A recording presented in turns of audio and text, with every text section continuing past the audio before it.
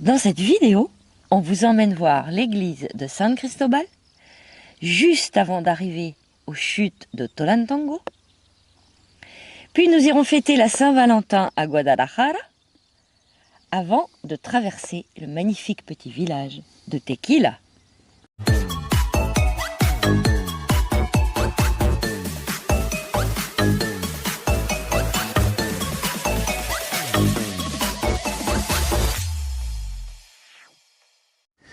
Bonjour. Bonjour à tous. Alors ce segment nous entraîne vers la côte de la Californie, mais pour atteindre cette côte, nous allons faire un grand détour.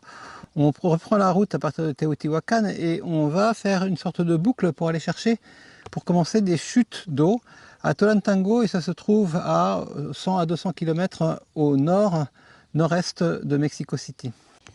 Et juste avant d'arriver à Tolantongo, on était sur la route et là Manu me dit: On se trouve là sur un plateau, puisque en fait les chutes qu'on va voir sont dans une sorte de canyon qui déchire un plateau altitude. Donc on est à un endroit qui est un peu désertique, et c'est une petite bourgade qui est assise au milieu de nulle part et qui semble être presque déserte. Et ce qui est étonnant, c'est de voir que des églises en construction, on en a vu plusieurs. Par exemple, un jour, au bord d'une très grande route, c'était sans doute une sorte d'autoroute, on a vu une grande église en construction à côté d'une église plus petite. Voilà une scène qu'on peut guère voir de nos jours en Europe. C'est une église, une grande église, au bord d'une route un peu bruyante malheureusement. Et c'est une église en construction. Sans doute l'église d'à côté était-elle trop petite, donc ils construisent plus grand. Et il y a des églises anciennes, il y a des églises qui ont une histoire manifestement qui est liée à l'histoire coloniale, mais la foi reste vivante et les fonds restent disponibles pour construire de nouvelles églises apparemment. Celle-ci est flambant neuve et dans un style qui est semblable à nul autre. On a été admiratif de ces formes en grande partie arrondies. C'est vraiment extrêmement étonnant parce qu'on est sur la route de Las Grutas et on vient de voir cette église absolument magnifique. Ces vitraux aussi qui semblent très lumineux. On est surtout intrigué, à vrai dire. On ne sait pas à quoi ça correspond. Il n'y a personne. Il n'y a absolument personne. C'est un village, on dirait qu'il n'y a que des riches, des gens, parce que c'est des propriétés, des estancias. Avec, alors on voit le cimetière seulement là. Et ben là, rien qu'à voir le cimetière, on voit que c'est quand même pas un cimetière de pauvres. Ils ont tous des monuments. Et toutes les propriétés sont encadrées par des clôtures qui montrent que ce sont des propriétaires de chevaux. Alors, on ne sait pas trop ce que c'est, on va voir, mais je crois que c'est fermé. Et elle était bien fermée cette église, on n'a pas pu rentrer dedans. Par contre, on a fait le tour à de multiples reprises. Donc on vous fait partager cet étonnement en fait qui est le nôtre à découvrir cet édifice. Bon, Manu il joue là. Non mais, mon Dieu, mais ça va pas bien la tête.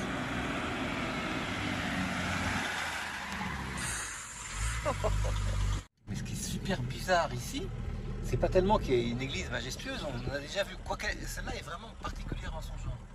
Mais c'est surtout qu'il n'y a pas un chat à la ronde, c'est-à-dire qu'il y a l'équivalent de 3 ou 4 terrains de foot qui entourent le monument, et on peut le montrer là, il y a personne, Il n'y a pas un touriste bien sûr. Il n'y a pas un chien, il n'y a pas un cheval. Il n'y a pas un habitant. Il n'y a que des grands espaces. C'est comme si c'était une ville fantôme avec des superbes maisons. Ah, là, il y a une voiture quand même. Il y a un pick-up, on a vu Un un pick-up, pick-up. tout est pour tout. Mais c'est comme si c'était une ville fantôme avec des superbes maisons, une église fabuleuse. Tout est vide. Et tout est vide, ouais. Je sais pas trop à quoi ça correspond. Ceci dit, moi, j'aimerais vraiment bien habiter là.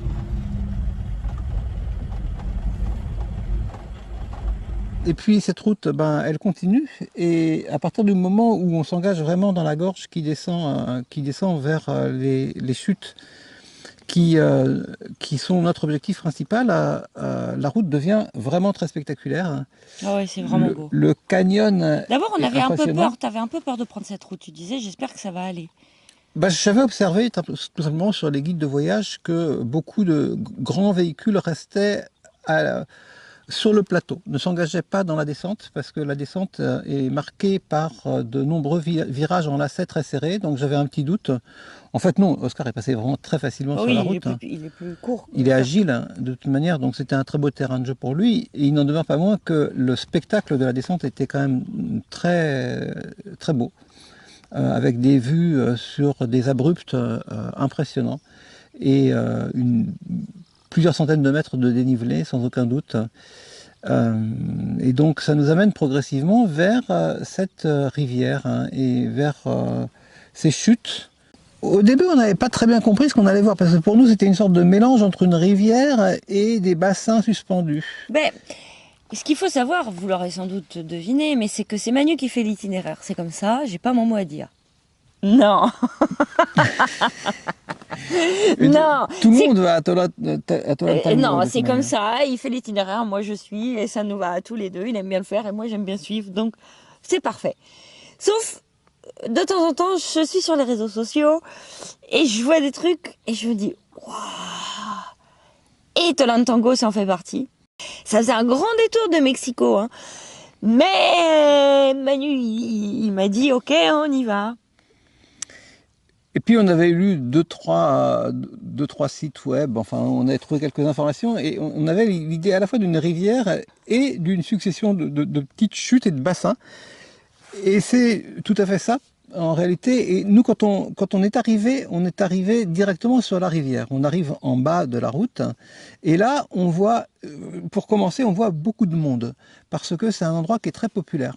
Alors je ne sais pas si ça sera bien rendu par les séquences vidéo qu'on va vous montrer, mais il y a beaucoup de monde, mais le site est très grand. Et par ailleurs, le monde qui se trouve là n'est pas tellement gênant par rapport à la fréquentation du site. Je dirais même que la fréquentation touristique fait partie du site, en quelque sorte, naturellement, parce que c'est normal que le site soit peuplé d'autant de personnes, tellement il est beau et accueillant et vaste. Donc on verra beaucoup de gens en fait sur les vidéos et bon. Donc quand on est arrivé, c'est pas gênant. Les premières personnes qu'on a vues dans l'eau, ce sont nos amis Coco et Christian qui étaient arrivés avant nous. Eh ben fais une photo. Ah, je fais plus parce que je vais partir. Ah non, je te jure de si. Attends, je mets les pieds comme ça, c'est bon. Une photo, je vais partir. Je vais partir, il y a trop de courant. Mais non, c'est comme la rivière sauvage. On est arrivé un peu tard, comme à notre habitude, et déjà la lumière était un peu froide, donc on n'était pas forcément très satisfait des premières vues qu'on a eues sur la rivière. On sentait que ça pouvait être mieux. C'était déjà un bleu un peu laiteux. Oui. Parce que l'eau est chargée de sédiments, donc c'est un bleu-blanc en fait qui est là. Mais par contre, c'est pas du tout verdâtre. Donc déjà, en soi, c'est quand même surprenant. Il y a un contraste de couleur avec la roche avoisinante déjà. Et puis alors, les différents bassins ont une température qui varie. Plus on se trouve près de la source, plus c'est chaud, et plus on descend, plus c'est pas froid. Moins c'est chaud. Donc on a vite rejoint nos copains et on s'est plongé dans cette eau, qui est quand même chaude. À ce moment-là, elle était simplement tiède. Ouais. Parce qu'on était en bas des chutes, on n'avait pas encore trop bien compris comment ça marchait. Hein. On n'avait pas froid, c'était la fin de la journée. On est resté à cet endroit pendant 2 nuits, une journée complète, et on a pu voir différentes facettes de l'endroit, et on a compris que d'abord, il y avait un très grand nombre de bassins, parce que la première fois qu'on est arrivé, on en a vu 2, 3, 4, 5, et puis on est monté dans la nuit tombante, et on a vu qu'il y en avait toute une quantité. Donc on est revenu le lendemain, et je crois que j'en ai compté 40 ou 50. Donc Dieu sait qu'il y a beaucoup de bassins pour tout le monde. Et le lendemain matin, on avait le projet, on l'a mis à exécution, d'aller le plus vite possible tout en haut, là où l'eau est la plus chaude. L'ensemble de ces bassins s'appelle Las Grutas, et il y a un endroit unique qui s'appelle La Gruta, qui correspond à la grotte principale. Et donc là, on a compris comment ça fonctionnait. Il y a une source chaude qui qui nourrit un premier bassin, qui est le bassin qui va ensuite nourrir tous les autres par cascades successives. Et ce premier bassin, il est dans une grotte. Et c'est donc là que la situation est la plus étonnante. Parce que quand on va dans cette grotte, déjà pour commencer, il faut traverser Une douche une froide. magnifique cascade qui, elle, est froide. C'est un peu comme dans Tintin, le Temple du Soleil, pour Ouais. ceux qui ont la référence. Il faut traverser la chute d'eau, qui est quand même une belle chute d'eau assez soutenue. Et puis, hop, là, on se retrouve dans un autre univers. C'est une caverne Et là, avec bonheur. des stalactites, des stalagmites aussi, mais beaucoup de stalactites visibles à la voûte. Et là, c'est étonnant parce que l'eau est chaude, voire très chaude. Et surtout, elle est un peu inégale en température parce qu'on peut se rapprocher un peu des zones plus froides en périphérie ou alors s'enfoncer Non, non, non, dans non, la- non, à non, là, je suis l'intérieur. obligée de te corriger. Ah si, Non. on peut. Je suis restée, je pense, 2 Ah, bah, on heures dans peut. l'eau on- et la température est la même partout dans l'eau. non, si on se rapproche de la chute d'eau elle-même, Ah, si on va au fond de la grotte, c'est vrai. on a c'est vrai. des parties froides. Donc on peut jouer avec cette petite variation de température, ce qu'on n'a pas fait parce que nous on était bien contents d'avoir de l'eau chaude. Et on trouve aussi des sortes de douches chaudes naturelles avec un appoint d'eau qui vient par le. Ah, mais c'est des Par douches. le haut. C'est une sacrée douche. Hein. Alors il y a une très grosse douche principale et il y a On une, peut à peine tenir dessous. là, il y Oui. a une petite douche aussi sous laquelle on a passé pas mal de temps. Oh, ouais, Euh, moi surtout. ouais. Il est écrit qu'on ne peut pas rester plus de 20 minutes. Je ne sais pas pour quelle raison. Manu ayant voulu faire du drone, moi franchement je suis restée 2 heures. Si bien que le lendemain j'ai eu mal aux oreilles parce qu'avec les sédiments qu'il y a dans l'eau, je les avais sans doute pas rincés correctement à l'eau douce. Mais mon Dieu, oui, que j'en ai profité de cet endroit. Ah, c'est trop bien. Vraiment. Cet endroit, on l'avait découvert dès qu'il ouvrait le matin à la première heure. Et ensuite, après en avoir bien profité, nous avons décidé de descendre le long de la rivière pour jouir du spectacle de tous ces bassins successifs. Et puis, on voulait aussi aller voir un autre endroit qui se trouve à environ 1 kilomètre de là, qui est formé de bassins suspendus à flanc de coteaux, ou à flanc presque de parois de canyon, parce que c'est très escarpé. Et là, c'est une construction artificielle. Alors, c'est les autres bassins, qui sont formés dans la rivière principale, sont aussi artificiels dans le sens où il y a des enrochements qui ont précisément canalisé le flot de la rivière pour en faire une succession de bassins calmes. Oui, mais l'écoulement c'est naturel. Et l'écoulement, Les Aztèques ils se évidemment, baignaient est dans la naturel. grotte. Hein. Et par contre, le deuxième site qu'on est allé voir à flanc de falaise, c'est un site qui est entièrement artificiel, lui, mais qui a été très bien conçu. C'est une très belle architecture. Ah, vraiment, mais c'est incroyablement bien fait. Et on retrouve des C'est dizaines de joli, bassins. mais c'est joli. Oh. Et là aussi, plus on monte, plus c'est chaud. C'est la même logique en fait. La pointe d'eau chaude se fait par le haut et l'eau se refroidit au fur et à mesure qu'elle ruisselle dans les différents bassins. Et Donc vraiment très très très très agréable. Vraiment, c'est à recommander. c'est vraiment un très bel endroit, Ah ouais. très remarquable visuellement. Enfin, c'était tellement tellement remarquable que quand nous étions au niveau des bassins artificiels, bien sûr les garçons ont dit on va lancer le drone quand même parce que là, ça vaut le coup. Donc, et vas-y que je filme les bassins, et vas-y que je filme les parois, et vas-y que je me rapproche des parois, parce que c'est toujours plus beau quand on est plus près. Et oh, il y avait une branche, dites donc, et poum. Ben, j'ai pas eu de chance, j'ai perdu mon troisième drone à cet endroit-là. Et donc, sur une faute assez bénigne de pilotage, enfin ça a pris moins d'une seconde, j'ai pris une branche et le drone est mal tombé. Donc on a fait appel au service d'un très gentil guide gardien de... Donc Marino, le soir même, s'est engagé Non, dans d'abord la il nous chute. a dit je vais demander si j'ai le droit, parce que normalement c'est complètement interdit d'y aller. On s'était donné rendez-vous, on est arrivé à 6h et il nous a dit je suis déjà descendu et je suis désolée, je ne l'ai pas trouvé. Avec la dernière image, la position GPS qui était toujours enregistrée, on lui a bien expliqué, on lui a donné notre téléphone et il a dit j'y retourne. Donc quand il est reparti, c'était pas encore la nuit noire, mais le pauvre, mais je pense qu'il est resté plus d'1 heure en bas. Il avait une torche à lui ou qu'on lui avait donnée et nous on l'éclairait avec notre forte lampe aussi. il a cherché partout et il voyait qu'il se rapprochait du point où était tombé le drone. Et on l'a vu traverser l'eau, on l'a vu regarder dans l'eau. Donc on s'est dit, bon bah, s'il est dans l'eau, de toute façon il est cassé.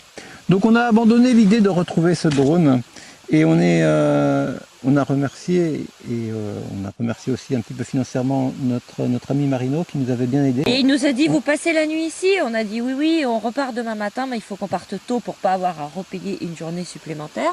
On lui a dit, la seule chose, parce qu'il dit, je vais encore chercher. On lui dit, bah, si tu veux, mais si jamais tu le retrouves par hasard, est-ce que tu peux nous récupérer la carte SD? Parce que c'est ça, c'est sur cette carte qu'on a toutes nos vidéos qui n'avaient bien évidemment pas été enregistrées. Voilà, on passe notre deuxième nuit là-bas et le matin, et je sais pas pourquoi, je chope un tout petit peu de signal et je vois un message de Marino avec notre carte SIM et le drone et il nous dit, je l'ai retrouvé. Donc on savait qu'en fait le drone c'était pas possible qu'il soit encore en vie, mais il y avait la carte SIM et puis Marino avait donné tellement de sa personne qu'on s'est dit on fait demi-tour et on y retourne. Et voilà, on a récupéré notre drone qui n'a jamais plus volé ensuite. Et en fait la solution pour nous a été de trouver un drone de ce type-là. Donc c'est des drones qui sont pas très chers et des fins de série, il en reste plus beaucoup, il en restait 3 au Mexique. Et on a réussi à en trouver un à Guadalajara, c'est-à-dire finalement moins de 2 jours plus tard, et à le faire expédier à La Paz, en Basse-Californie, pour pouvoir reprendre des prises de vue de drone un peu plus tard. Et puis donc on prend la route. On suit le GPS qui nous indique qu'il faut traverser une petite ville. Bon, et puis encore un coup de Google. Il nous fait traverser plein pot un marché. Au début, je trouvais ça sympa, il y avait des fruits partout, je dis à Manu, tu veux des fraises? Et puis plus on continuait, plus on se disait, mais c'est pas possible, on n'a pas le droit d'être là, quoi. Il y avait que quelques motos. Et puis il y a eu de plus en plus de gens qui nous regardaient. Oh mon Dieu, mais quelle honte, quelle honte! Parce que en fait, leurs bâches dont ils se servent pour se protéger du soleil, et bien entendu, elles font toutes moins de 3 mètres, quoi. Alors on n'arrêtait pas de leur dire oh, on est désolé, c'est le GPS qui nous indique cette route-là. Et puis il y a un local qui a pris les choses en main et qui nous a fait traverser le marché.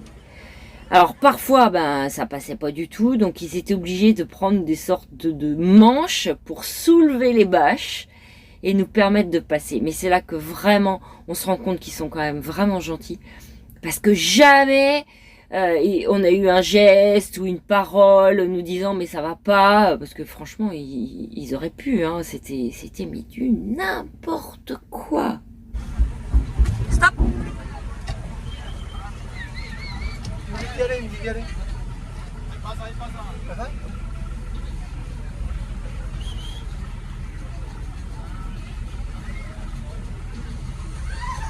Il dit que c'est bon maintenant. Bon, c'était un peu pénible, mais traverser le marché, ça nous avait quand même ouvert l'appétit. Alors on s'est arrêté pour manger. Le Mexique, c'est pas aussi bon marché que la Colombie, mais quand on s'arrête dans des restaurants vraiment pour les locaux, franchement ça va, donc c'est quand même très très pratique. Ce qu'on fait pour éviter d'être malade, c'est qu'on va dans les gros restaurants où ça tourne pas mal. En fait, dans les menus, il y a toujours la même chose, c'est-à-dire qu'il y a du poulet et il y a forcément des tortillas et souvent une soupe. Donc là, on s'est dit qu'on allait faire moitié-moitié, mais moi, je crois pas que je vais manger celle de Manu, parce que c'est avec les pâtes de poulet. Bon. Alors, Manu, il a les pâtes et moi, j'ai la peau. Enfin, j'avais la peau. Voilà. Mais là, moi, je l'ai mise de côté et j'ai regardé mon voisin d'en face, comment il faisait. En fait, il prend une faritas et il met la peau, une tortilla. Il met la peau dedans, et quelques légumes, et il croque un morceau de poulet, un morceau de tortilla. Mais non, là, moi, je vais être obligée de leur laisser la peau. Après cette boucle par Tolantango, nous avons fait une étape très importante de notre passage au Mexique. Et de cette étape, on donnera qu'un tout petit aperçu. Parce que c'est une expérience à part entière. Voilà. Ça fait vraiment partie de... On ne peut pas l'inclure dans une vidéo dans la mesure où on a beaucoup d'images, oui. Mais que vraiment pour nous, ça correspond à une expérience singulière. Une parenthèse. Une parenthèse. Donc ça fera une parenthèse en vidéo aussi. Il s'agit des papillons monarques. Des papillons monarques qui migrent du Canada au Mexique et qui arrivent par colonies entières de plusieurs milliers de papillons. Mais franchement, vous pourrez regarder cette vidéo la semaine prochaine. Et l'épisode des monarques étant terminé, il ne nous restait plus qu'à gagner la côte. Alors là, ça a fait l'objet d'une route presque droite. Voilà, on vient remplir notre bouteille d'eau de 20 litres. Ça fonctionne comme... une regarde, alors il faut d'abord la rincer. Ouais, il te la rince. C'est ça? Oui.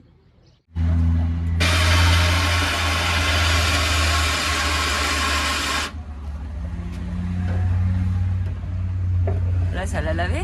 Voltaire et Garrafone par la ligne. Si.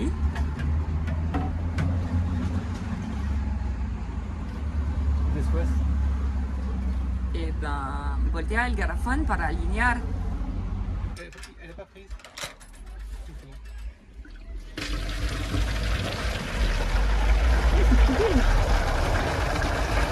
Ah ouais, c'est vraiment bien quand même. C'est quand même super bien écologiquement parlant, mais c'est plus fort qu'eux.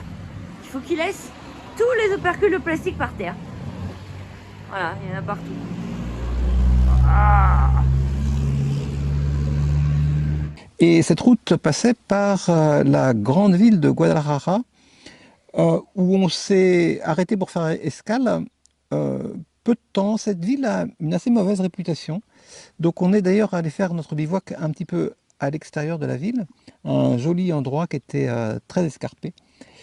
Mais avant, on est passé à Guadalajara non seulement pour essayer de régler notre problème de drone, mais aussi parce que Guadalajara, c'est le centre national et par conséquent mondial de la musique des mariachis. Les mariachis, ce sont ces groupes de musique traditionnelle qui viennent jouer autour de leurs sponsors, en général des groupes d'amis ou des familles, souvent pour certaines occasions familiales, des anniversaires, des fêtes. Et il existe donc une place des mariachis à Guadalajara. Pourquoi tu as voulu m'emmener là? C'était la Saint-Valentin. À quelques jours près. C'était la Saint-Valentin. Et donc c'était vraiment l'occasion rêvée. Il y tenait. Voilà, j'y tenais depuis quelques jours. Oui, déjà à Mexico, il me disait mais viens, on va s'asseoir. Je me disais. J'observe que c'est Guadalajara, la ceci capitale dit, des c'est vrai que c'était l'occasion unique de commander des mariachis. Et Guadalajara, c'est une ville étrange parce que c'est une ville qui est, comme beaucoup de grandes villes, en développement par certains côtés. Donc il y a des édifices qui montrent qu'il y a une certaine opulence économique. Mais le quartier touristique et la place centrale des mariachis, c'est une zone qui est un peu lugubre, il faut bien le dire. Il y a des bars assez mal famés pas loin.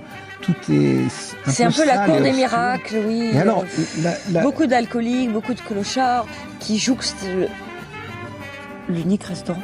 Il y avait un seul restaurant avec peut-être une vingtaine de mariachis, presque aucun touriste en vue pour leur payer la tournée. Non. On n'est pas loin de la misère. Oui. Mais bon, j'ai eu ma petite sérénade. Mais c'était quand même. Alors, ça nous a fait rire en même temps. On fait contre mauvaise fortune bon cœur. Et puis après tout, on va faire travailler ces mariachis. Donc, on passe un petit contrat de quelques chansons avec le groupe de mariachis qui était le plus présent. Et ils ont joué leur rôle. Ils se sont donnés à cœur joie. Ils ont chanté fort autour de nous. Ils ont créé une ambiance. C'était assez touchant d'ailleurs de voir à quel point une ambiance s'est créée comme ça en quelques minutes, assez épisodique dans cet univers un peu lugubre. Pour nous, je ne sais pas ce qu'on peut en penser. En tout cas, on a eu notre sérénade de mariachi. Et En tant que sérénade, c'était assez réussi, enfin, j'ai trouvé. Oui, non, mais c'était bien, sauf que Manu dit, mais comme c'était la Saint-Valentin, et que ici, c'est drôle dans les chansons hispaniques, Oui. c'est que systématiquement, vous ferez attention, en écoutant, vous allez entendre plusieurs fois le mot corazón, corazón, corazón, qui veut dire cœur. Donc là, en l'honneur de la Saint-Valentin, Manu dit, je voudrais la chanson avec le plus de corazón dedans, romantique, etc.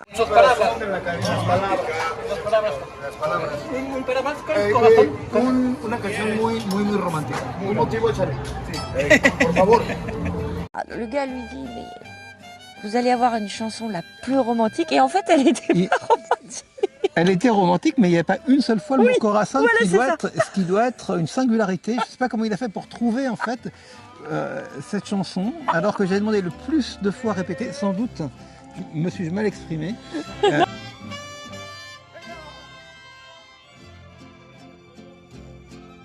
Ça jouxte des quartiers. On est passé devant l'université de Guadalajara. Magnifique. Hein. Mais magnifique. Des centres commerciaux clés en main, là où on est allé faire réparer le drone ou tenter de le faire réparer.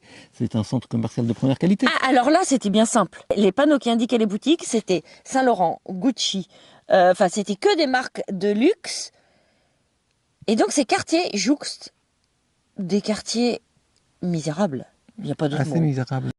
Le lendemain, on a repris la route. Quand même, c'était assez long, je crois bien. Quand on voyage, il y a des toutes petites choses qui rendent la journée beaucoup plus belle. Par exemple, quand on s'arrête prendre de l'essence et qu'on voit qu'au même endroit, on peut faire une lessive, se doucher et manger. C'est cool, hein? Et là, ma lessive, elle est prête. On avait déjà commencé à apercevoir ces champs d'agaves sur le bord de la route avant d'arriver à Guadalajara, parce que là-bas, dans cette région, la boisson typique, c'est la tequila, mondialement connue. Et continuant la route après Guadalajara, on tombe précisément au cœur de cette région. Les champs d'agaves se multiplient. C'est assez beau les agaves hein, en tant que plante au plan géométrique et au plan de la couleur. Et donc on arrive finalement à cette petite ville de Tequila qui porte le nom de Tequila, d'où le nom Tequila vient, et qui s'est construite autour de la réputation de la Tequila. Et c'est une petite ville très touristique et très charmante hein, qu'on a découverte à cette occasion. Et voilà, on découvre un petit train touristique super mignon. Ça, c'est la joie de l'Amérique du Sud et de l'Amérique centrale. Enfin, c'est-à-dire que la moindre occasion est bonne pour chanter, pour danser. Moi, j'adore ça. Donc même dans les bus, là-bas, allez, c'est parti. C'est la joie de vivre.